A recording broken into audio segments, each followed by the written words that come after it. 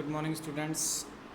Science में एक और बेसिक टॉपिक लेकर मैं आया हूँ जो कि काफ़ी ज़रूरी है पढ़ने के लिए, क्योंकि इन प्रोसेस के बारे में जब हम पढ़ते हैं क्लासेस में बीच बीच में तो प्रोसेस आते रहते हैं, लेकिन उसके बारे में हमें नॉलेज नहीं होती। कई बार मैंने देखा है बच्चों से कि ये कौन सा फेज़ है, तो उसी के बारे में डिस्कस करूँगा। जैसे कि कुछ फेजेज़ होते हैं, phase change, evaporation, condensation, freezing, melting, sublimation and deposition. तो ये फेज़ आते हैं जब हम कोई रिएक्शन करवाते हैं तो कोई सॉलिड लिक्विड में बदलता है या लिक्विड गैस में बदलता है, या गैस से वो सीधे लिक्विड में आ जाता है, या वो सॉलिड से सीधे गैस में कन्वर्ट हो जाता है। ऐसे कुछ से फेजेज़ आते हैं, तो उनको क्या कहते हैं, क्या उनका नाम होता है, कैसी उसकी डेफिनेशन होती है, इन चीज़ों को हमें समझना है। तो ये चीज़ें इसमें बता रखा है। तो यहाँ पे substance on earth can exist in one of four phases, but mostly they exist in one of three, solid, liquid और गैस। यानी कि यहाँ पे क्या कहा गया है, यहाँ पे कहा गया है कि जो सब्सटेंसेस होते हैं, पदार्थ होते हैं हमारे धरती पे, वो चार अवस्थाओं में मिलते हैं, चार फेजेस में मिलते हैं, चार चरणों में मिलते हैं। लेकिन मोस्टली अगर उसकी बात करें तो they exist in one of the three. तो वो मोस्टली एग्जिस्ट जो होते हैं वो तीन रूप में होते हैं, पहला सॉलिड, लिक्विड और गैस। अब learn the 6 changes of phases: freezing, melting, condensation, vaporisation, sublimation and deposition. तो अब हमें क्या करना है, यहाँ पे लर्न करना है कि समझना है कि आखिरकार कि किस प्रकार से हमारा जो फेज़ होते हैं, 6 फेजेज होते हैं, फ्रीजिंग के, मेल्टिंग के, कंडेंसेशन के, वेपोराइजेशन के, सब्लिमेशन के और डिपोजिशन के, इनको हमें समझना है कि आखिरकार ये किस प्रकार से काम करते हैं, कैसे इनकी डेफिनेशन होती है और किस प्रकार से इनका प्रोसेस होता है। तो ये हम समझेंगे।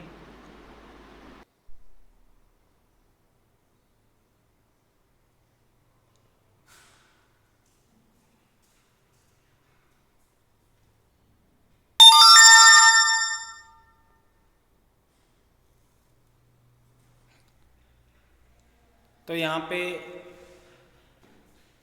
इन 6 प्रोसेस को अगर हम फेज़ को देखें तो बारीकी से हम इनको समझेंगे कि ये प्रोसेस के नाम तो आते रहते हैं, लेकिन वास्तव में इनकी स्थिति कैसी होती है, ये किस प्रकार से काम करते हैं, इन चीज़ों को हमें अच्छी तरीके से समझना है। तो सबसे पहले चेंजेस ऑफ फेजेस को हम समझेंगे। There are 4 states of matter in the universal: plasma, gas, liquid and solid. But matter on earth exists mostly in 3 distinct phases: gas, liquid and solid. तो यहाँ पर कहने का मतलब क्या है हमारा, इस चीज़ से हम क्या समझते हैं कि यहाँ पे 4 दशाएं होती हैं। 4 दशाओं से कहने का मतलब मेरा ये है कि जो भी आपकी स्थिति होती है किसी चीज़ की, वो किस रूप में दिखाई देती है। तो वैसे जो मैटर होते हैं वो 4 दशाओं में मिलते हैं इस यूनिवर्स में। वो कौन कौन से हैं? Plasma, gas, liquid and solid. ठीक है। बट मैटर ऑन अर्थ, यानी अर्थ के ऊपर जो मैटर हैं वो एग्जिस्ट है मोस्टली इन 3 स्टेट्स के अंदर। वो 3 स्टेट में है, गैस में, लिक्विड में और सॉलिड में। A phase is a distinctive form of a substance and matter can change among the phases. तो यहाँ पे ये जो फेज होते हैं ये डिस्टिंक्टिव फॉर्म में होते हैं, यानी कि अलग अलग रूप में होते हैं किसी पदार्थ के, और मैटर जो होता है वो चेंज हो जाता है अमंग द फेजेस, इन चरणों में। It may take extreme temperature, pressure और एनर्जी। और जब ये चेंज होता है तो इसमें बहुत अधिक मात्रा में तापमान, दबाव और ऊर्जा उत्पन्न हो सकती है, but all matter can be change, लेकिन जितने भी मैटर हैं वो सारे के सारे बदले जा सकते हैं। There are 6 distinct changes of phase, तो यहाँ पे 6 अलग अलग परिवर्तन होते हैं अलग अलग चरणों में। Which happens to different substances, जो कि घटित होते हैं डिफरेंट अलग अलग प्रकार के पदार्थ पे अलग अलग टेम्परेचर पे। यानी कि हर टेम्परेचर, यानी कि एक ही टेम्परेचर पे सभी पदार्थ दूसरी अवस्था में बदलेंगे ऐसा नहीं होता। उनका अलग अलग टेम्परेचर होता है, उनका मेल्टिंग पॉइंट, फ्रीजिंग पॉइंट अलग अलग होता है। उतना टेम्परेचर उनको जब मिलता है तो वो दूसरी अवस्था में बदल जाते हैं। जैसे कि यहाँ पे आगे आ जाता है freezing, melting, condensation, vaporisation, sublimation और डिपोजिशन। तो इन 6 दशाओं को हमें समझना है जो काफ़ी बेसिक हैं, ये वर्ड आते रहते हैं। तो इनको हम कैसे समझेंगे? यहाँ पे दे रखा है freezing the substance changes from a liquid to a solid. Freezing वो अवस्था है जब एक पदार्थ बदलता है from a liquid to a solid, जो एक तरल पदार्थ से ठोस अवस्था सॉलिड में बदल जाता है, ये उस अवस्था का नाम है। जैसे कि हमारा पानी होता है, पानी को हम 0 डिग्री सेल्सियस पे अगर ले जाएं तो वो सॉलिड से लिक्विड से सॉलिड यानी कि आइस में बदल जाता है।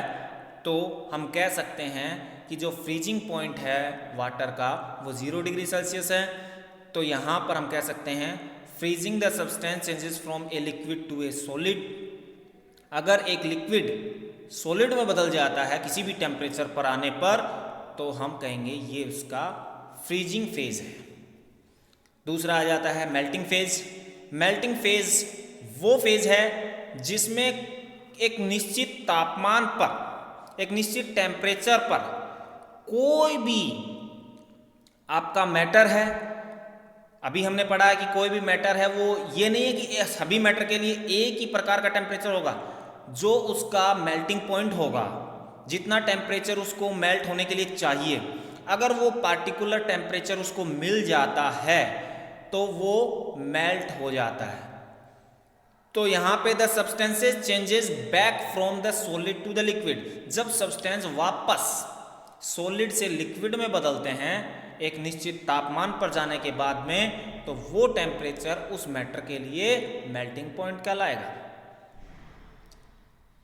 अब उसके बाद आ जाता है कंडेंसेशन। ये कंडेंसेशन कौन सी अवस्था है? इसमें लिखा है the substance changes from a gas to a liquid, यानी कि जब कोई गैस लिक्विड में चेंज होती है, लिक्विड में परिवर्तित होती है, तो उसको हम कंडेंसेशन कहते हैं। जैसे कि हमारा वाटर की जो वाष्प है वो गैस अवस्था में होती है, अगर उसको हम लिक्विड में कन्वर्ट करें तो ऐसी स्थिति को हम कंडेंसेशन कहेंगे। यानी कि कोई भी लिक्विड, कोई भी पदार्थ जो कि गैस से लिक्विड में चला जाएगा एक तापमान पे आने के बाद में, तो उसे हम कंडेंसेशन कहेंगे। The substance changes from a gas to a liquid is called condensation, but only need a particular temperature for that situation. If it is not got by the process, the gas cannot be changed into liquid. उसके बाद आ जाता है vaporisation. Vaporisation यानी कि the substance changes from a liquid to a gas, कि एक पदार्थ जो कि बदलता है, किस में बदलता है? From a liquid to a gas, वो एक तरल से गैस में बदलता है, एक तरल अवस्था से गैस में जाता है। कंडेंसेशन का अपोजिट है। कंडेंसेशन में क्या था कि सब्सटेंस जो था वो गैस से लिक्विड में बदला, लेकिन वेपोराइजेशन इसका अपोजिट है। इसमें सब्सटेंस जो चेंजेस होता है वो लिक्विड से गैस में बदलता है। यानी कि ये कंडेंसेशन हम कह सकते हैं वेपोराइजेशन, कंडेंसेशन का अपोजिट है वेपोराइजेशन। तो इसमें हम ये कह सकते हैं the situation by which the substance changes from a liquid to a gas is called vaporization, but a specific temperature need to this. अब आ जाता है सब्लिमेशन। सब्लिमेशन क्या होता है?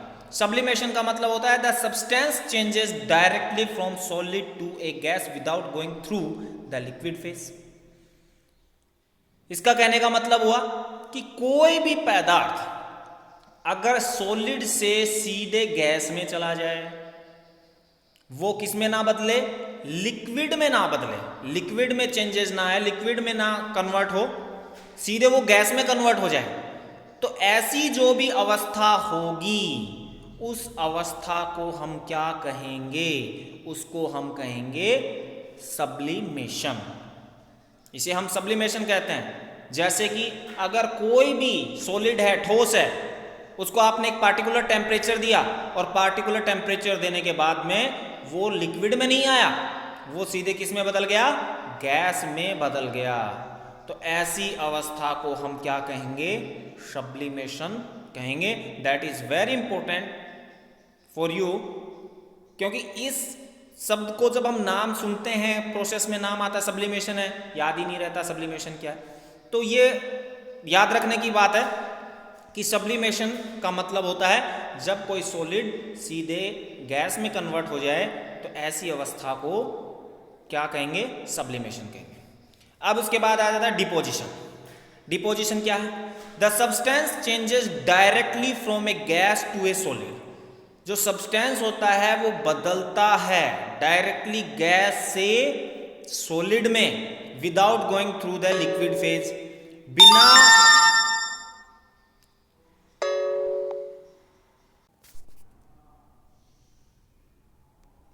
लिक्विड फॉर्म में बदले, ये सीधे सॉलिड में कन्वर्ट हो जाता है, तो उसे हम क्या कहेंगे? डिपोजिशन। यानी कहने का मतलब सब्सटेंस अगर आपका गैस से सीधे सॉलिड में कन्वर्ट हो जाता है और उसमें किसी प्रकार का चेंजेस नहीं आता है, लिक्विड फॉर्म में वो चेंजेस नहीं आता है, लिक्विड फॉर्म में वो नहीं बदलता है, वो सीधे सॉलिड में आ जाता है आपके गैस से, तो वो डिपोजिशन होगा। तो इसका मतलब डिपोजिशन जो है वो सब्लिमेशन का अपोजिट है, वेपोराइजेशन है वो कंडेंसेशन का अपोजिट है, और मेल्टिंग जो है वो फ्रीजिंग का अपोजिट है। तो इसको याद रखने का तरीका है कि फ्रीजिंग पॉइंट याद रखें तो उसके साथ मेल्टिंग याद रखें, कंडेंसेशन याद रखें तो उसके साथ वेपोराइजेशन याद रखें, और सब्लिमेशन याद रखें तो डिपोजिशन याद रखें। फ्रीजिंग पॉइंट वो पॉइंट होता है जिस पर कोई भी पदार्थ सॉलिड में बदल जाता है।